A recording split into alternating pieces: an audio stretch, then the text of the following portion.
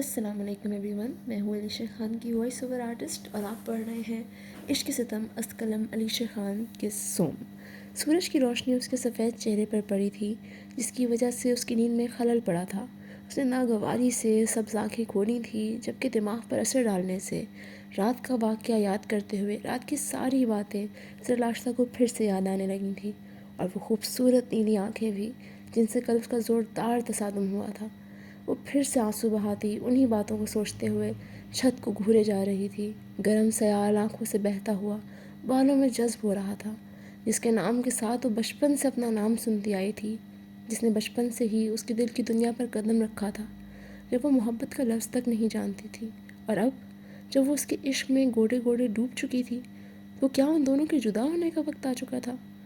کیا ساحر خانزادہ زرلاشتہ خان کو اس عشق کے راستے پر یوں تنہا چھوڑ دے گا؟ لیکن کیا ان کی غیرت یہ گوارا کرے گی کہ وہ اپنی ملکیت سے دستبردار ہو جائے؟ کیا وہ بھی ہم سے پیار کرتے ہوں گے جتنا ہم کرتے ہیں؟ نہیں، وہ تو ہمیں سوچنا بھی گناہ سمجھتے ہوں گے، لیکن وہ کل اس طرح سے ہم پہ حق کیوں جتا رہے تھے؟ کیا مقصد ان کی غیرت تھی یا مجھ پر غصہ نکالنا؟ زرلاشتہ خود سے ہی سوال جواب کرتے ہوئے اپنا دل اور دکھی کر رہی تھی۔ ابھی وہ یہ سب سوچ ہی رہی تھی جب اس کے دروازے پر کھٹکھٹاہٹ ہوئی تھی۔ آ جائیں، مدھم آواز میں آنے والے کو اجازت دی گئی تھی، اور جلدی سے اپنے آنسو صاف کیے تھے۔ فارس خانزادہ نے اندر داخل ہوتے ہوئے بغور اپنی زر کے رونے کے باعث گلابی چہرے کو دیکھا تھا۔ وہ قدم بڑھاتے ہوئے اس کے سرہانے کے پاس جا کے بیٹھا اور پیار سے اس کے بالوں میں انگلیاں سہلائیں۔ کیسا ہے میرا بچہ؟ پیار سے پوچھا گیا تھا۔ ٹھیک، زر نے نظر نیچی کیے ایک لفظی جواب دیا تھا۔ ناراض ہو اپنے لالا سے؟ نہیں تو، پھر سے مختصر جواب آیا تھا۔ فارس خان نے ہاں میں سر ہلاتے ہوئے گہری سانس فضا کے سپرد کی تھی۔ محبت کرتی ہو اس سے؟ وہ جانتا تو تھا، لیکن پھر بھی اپنی بہن کے منہ سے سننا چاہتا تھا۔ وہ بچپن سے اپنے بہن بھائیوں کی ہر بات سنتا تھا، اس لیے ابھی بھی بنا کسی جھجک کے اس نے زر سے استفسار کیا، جبکہ اس سوال پہ زرلاشتہ کی دھڑکنیں کسی دھونکنے کی مانند چلی تھیں، سبز آنکھوں میں نمی آئی تھی۔ تو کیا اس کے لالا بھی اس راز سے واقف ہو چکے ہیں، جو بات وہ اب تک خود سے بھی چھپاتی آئی تھی؟ اس نے نظریں چرائیں تھیں۔ جواب دو زر، محبت کرتی ہو ساحر خانزادہ سے؟ فارس خان نے پھر سے اپنا سوال دہرایا تھا۔ اب کی بار زرلاشتہ نے روتے ہوئے ہاں میں سر ہلایا تھا۔ اپنے لالا سے زیادہ اس سے محبت کرتی ہو؟ پھر سے سوال آیا تھا، جبکہ اس سوال پر زرلاشتہ کو اپنی سانسیں بند ہوتی محسوس ہوئی تھیں۔ بے ساختہ اپنی سبز آنکھوں سے اپنے لالا کو دیکھا تھا، جو اس سے بے انتہا محبت کرتا تھا، اور نفی میں سر ہلایا۔ لیکن دل نے اس بات کی نفی کی تھی۔ دل تو اس ظالم سردار سے عشق کا دعوے دار تھا، تو عشق میں بھلا محبوب سے زیادہ محبت کسی اور سے ہو سکتی ہے؟ تمہارا لالا کچھ بھی غلط نہیں ہونے دے گا زر لالا کی جان، مجھ پہ بھروسہ رکھو، اور اب تمہیں یوں آنسو بہاتے ہوئے نہ دیکھوں۔ اور میری ایک بات یاد رکھنا زر، کبھی بھی محب نہ بنو، محبوب بنو، کیونکہ اس دنیا میں محب کی قدر کرنے والے بہت کم لوگ ہوتے ہیں۔ فارس خان نے نرمی سے کہتے ہوئے زرلاشتہ کو بہت کچھ باور کروایا تھا۔ زرلاشتہ اٹھتے ہوئے اپنے لالا کے سینے سے لگی تھی اور اس کی باتوں میں ہاں میں سر ہلایا تھا۔ چلو میرا بچہ، اٹھ کے فریش ہو جاؤ اور پھر سب سے مل کر ناشتہ کرتے ہیں، سب بہت پریشان ہیں تمہارے لیے۔ فارس خان نے نرمی سے بولتے ہوئے اس کے ماتھے پہ اپنے لب رکھے تھے، جبکہ زرلاشتہ نے دھیرے سے ہاں میں سر ہلایا تھا اور باتھ روم کی جانب چلی گئی۔ فارس خان بھی اب زرلاشتہ کو بہتر دیکھتے ہوئے پرسکون سے اپنے کمرے کی جانب بڑھا تھا، لیکن دماغ بہت سی سوچوں میں الجھا تھا۔ ساتھ خانزادہ زنان خانے میں داخل ہوتے ہوئے کسی کی تلاش میں نظریں گھما رہا تھا، لیکن وہ ظالم بنی پتہ نہیں اس سے کہاں چھپتی پھر رہی تھی۔ اہم اہم، لالا جان، کس کو ڈھونڈ رہے ہیں؟ اپنے عقب سے آتی ہوئی شرارتی آواز پر ساتھ خان نے چہرہ موڑتے ہوئے گل بہار کو گھورا، جو اپنی شرارتی نیلی آنکھوں سے اسے تنگ کرتے یہاں بھی آن پہنچی تھی۔ ہاں، وہ میری آج رات کی فلائٹ ہے، تو میں تمہیں ہی ڈھونڈ رہا تھا، پیکنگ کروانے کے لیے۔ ساتھ خان نے دانت پیستے ہوئے گل کو گھورا تھا، جو مورے کے سامنے اس کو ذلیل کروانے پہ تلی ہوئی تھی۔ اب جان بوجھ کے اس کو پیکنگ کا بولا تھا، کیونکہ وہ جانتا تھا کام کرتے ہوئے اس نیلی شہزادی کی جان جاتی ہے۔ کیا؟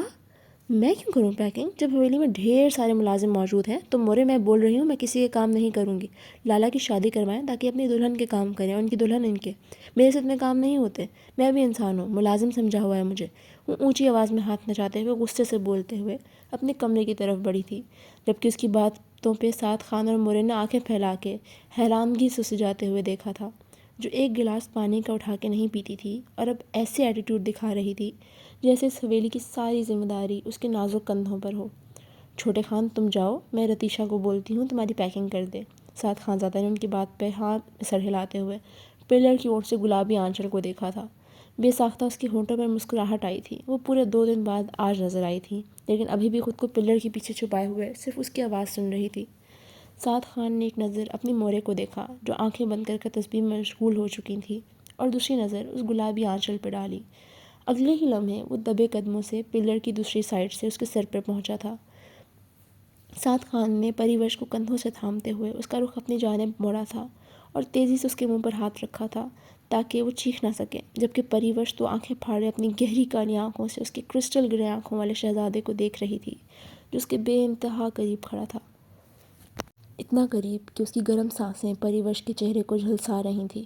وہ خود کو سعد خان سے چھڑوانے کے لیے مزاحمت کر رہی تھی اور نروٹھے پن سے اس کو دیکھتے ہوئے اپنی گردن بار بار دائیں بائیں ہلا رہی تھی تاکہ اس کا مضبوط مردانہ ہاتھ ہٹا سکے۔ ایسے کرتے ہوئے وہ ناراض اتنی کیوٹ لگ رہی تھی کہ سعد خان نے بے ساختہ اپنی ہنسی پہ قابو پایا تھا اور نرمی سے اپنا ہاتھ اس کے منہ سے ہٹایا۔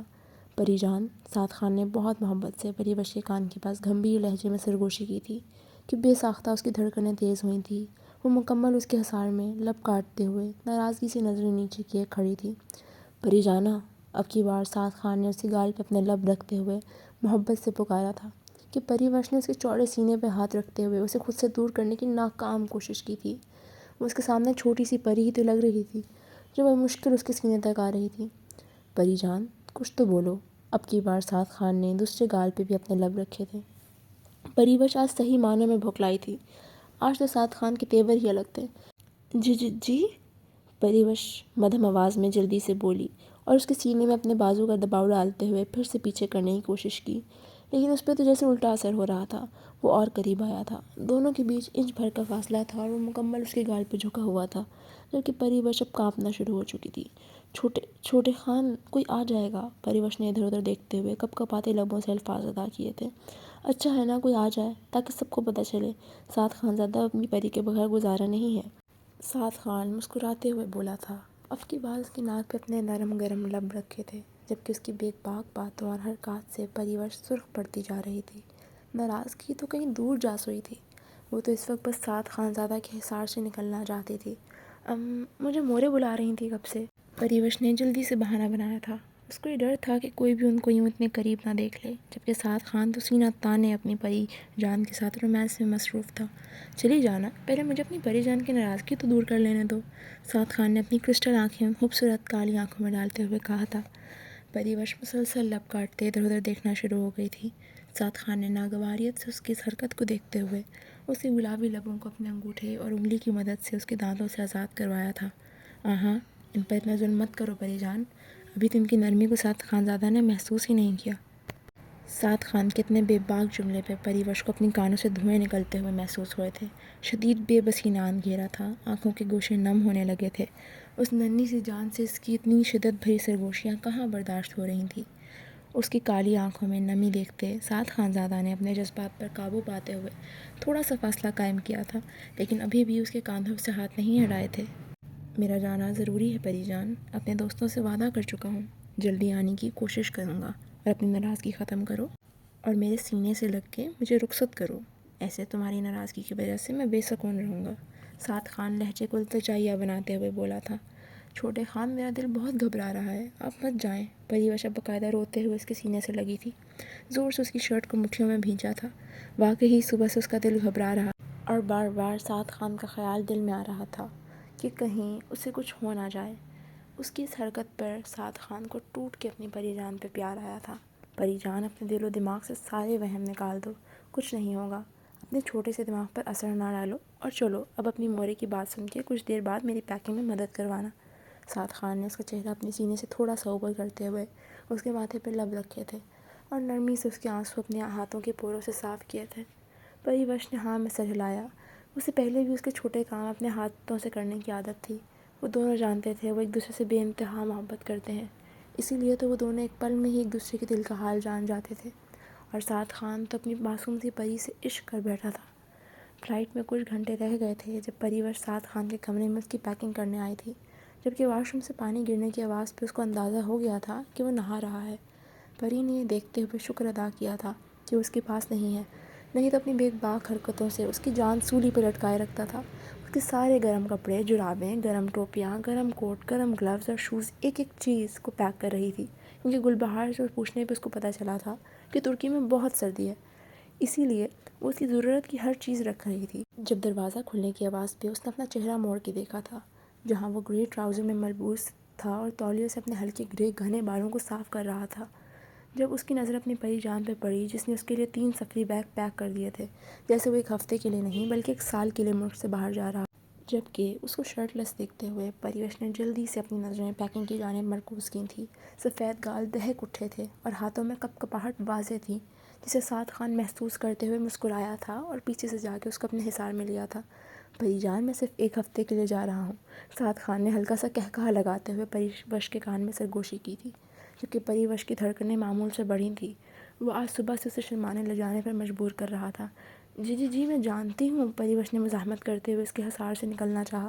اب تمہارے بغیر رہنا موت کے برابر لگنے لگا ہے پری جان، آ کے لالا سے تمہیں اپنی دسترس میں لینے کی بات کروں گا۔ سعد خان نے پھر سے پریوش کے کانوں میں سرگوشی کی تھی، جبکہ اس کی اس بات سے پریوش کا دل کانوں میں دھڑکا تھا۔ آپ کو دیر ہو رہی ہے، پریوش نے سعد خان کو وقت کا احساس دلایا تھا، جبکہ پریوش کے کانپتے وجود کو دیکھتے ہوئے سعد خان کو اس پہ رحم آیا تھا اور اس نے سر ہلاتے ہوئے اس کے ماتھے پہ اپنے لب رکھے تھے اور زور سے اپنے سینے میں بھینچا تھا۔ اپنا خیال رکھنا پری جان، سعد خان نے بہت پیار سے اس کے کان میں سرگوشی کی تھی۔ پریوش کی آنکھیں اس کے جانے کے خیال سے پھر سے نم ہونے لگیں۔ آپ بھی چھوٹے خان، اس کی نم آواز کو محسوس کرتے ہوئے سعد خان نے اس کی تھوڑی کے نیچے ہاتھ رکھتے ہوئے اس کے چہرے کو نرمی سے اٹھایا تھا اور نفی میں سر ہلایا۔ مطلب مت رو، سعد خان نے اپنی مضبوط ہتھیلی پریوش کے لبوں پر رکھتے ہوئے اپنی محبت کا اظہار کیا۔ زتا سارا مینا قوم، مجھے تم سے محبت ہے، اور ساتھ ہی پریوش کو اپنے حصار سے آزاد کیا تھا، کیونکہ وہ جانتا تھا اس سے زیادہ یہ نازک جان برداشت نہیں کر پائے گی، اور ایسا ہی ہوا تھا۔ پریوش اس کی اس برباک حرکت سے گرتی پڑتی جلدی سے دھڑکتے دل سے بھاگتے ہوئے اس کے کمرے سے نکلی تھی۔ سعد خان آسودگی سے مسکرایا تھا، پتہ نہیں کیوں اس کا دل بھی جانے کا نہیں کر رہا تھا۔ دل اداس ہو رہا تھا، لیکن دوستوں کے اصرار پہ اس نے مجبوراً حامی بھر دی تھی۔ اس نے گھڑی پر نظریں دوڑاتے ہوئے اپنے بالوں میں ہاتھ پھیرا اور جلدی سے الماری کی جانب بڑھا۔ بلو پینٹ کے ساتھ وائٹ شرٹ پکڑے وہ ڈریسنگ روم میں بند ہوا تھا۔ چینج کر کے وہ ڈریسنگ مرر کے سامنے آیا اور جلدی سے اپنے لائٹ گرے بال جیل سے سیٹ کیے۔ اس نے اپنی برانڈڈ واچ اپنی مضبوط کلائی پر پہنی اور 10 منٹ میں تیار ہو چکا تھا۔ اب وہ اپنے بیگز کی طرف بڑھا اور 3 بیگز دیکھتے ہوئے پھر سے اس کا دلکش قہقہہ فضا میں بلند ہوا، لیکن جو بھی تھا، اس کی پری جان نے اتنی محنت سے ہر چیز پیک کی تھی تو وہ کسی صورت ان کو نظر انداز نہ کرتا۔ اس نے گارڈ کو بلوا کے بیگ گاڑی میں رکھوائے اور خود نیچے کی جانب بڑھا تھا۔ جانتا تھا پریوش سامنے نہیں آئے گی، لیکن اب اسے باقی گھر والوں کی دعائیں بھی تو لینی تھی تاکہ وہ خیر خیریت سے پہنچ سکے۔ حویلی کے تمام افراد سے مل کے سعد خان نے گل بہار کو پھر سے اپنے سینے سے لگاتے ہوئے بابا جان سے شریر لہجے میں ساحر خان زادہ کے بارے میں پوچھا۔ ہٹلر لالا کہاں ہے بابا جان؟ جس پہ حیدر خان نے اس کو مصنوعی ہوئی سے نوازا۔ اچھا اب یوں ظالم محبوبہ کی طرح گھورے تو مت، بتا دیں کہاں ہے آپ کا لاڈلا اور خونخوار سپوت؟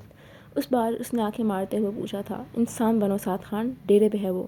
اوکے ڈارلنگ، جو حکم۔ اس نے اپنے بابا جان کا پارا ہائی کرنے کی کوشش کی تھی اور اس بار واقعی وہ غصے سے سرخ ہوئے تھے۔ اس سے پہلے کہ وہ قدم بڑھاتے ہوئے جلدی سے اپنی گاڑی کی طرف بڑھا تھا، لیکن جاتے جاتے ادھر ادھر دیکھنا نہیں بھولا تھا اور وہ کھڑکی سے نم آنکھوں سے اسے جاتے دیکھ رہی تھی۔ سعد خان نے آنکھوں سے آنسو صاف کرنے کا اشارہ کیا تھا، جسے پریوش نے آنسو صاف کرتے ہوئے کھڑکی بند کی تھی۔ وہ گہری سانس لیتے ہوئے گاڑی میں بیٹھا تھا، جبکہ باقی حویلی والے اس کے بھاگنے کے انداز کو دیکھ کے ہنسے تھے، جسے دیکھ کے حیدر خان بھی مسکرا اٹھے، لیکن وہ نہیں جانتے تھے کہ بھی بہت سے غم ان کے منتظر تھے۔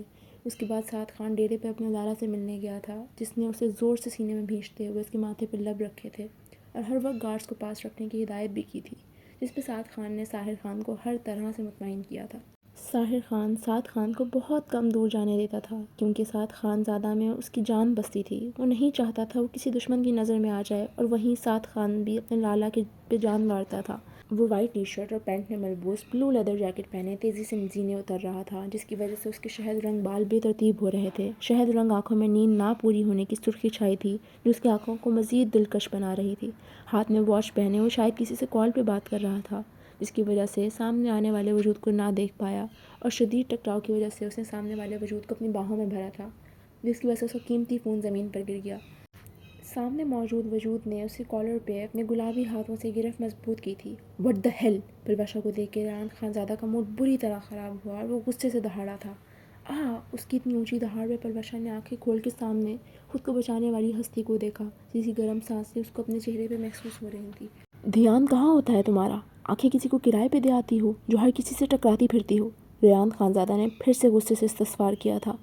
"غلطی خود کی ہے اور کیسے مجھے ڈانٹ رہے ہیں؟ ان کو تمیز نہیں ہے کسی کیوٹ سی لڑکی سے بات کرنے کی!"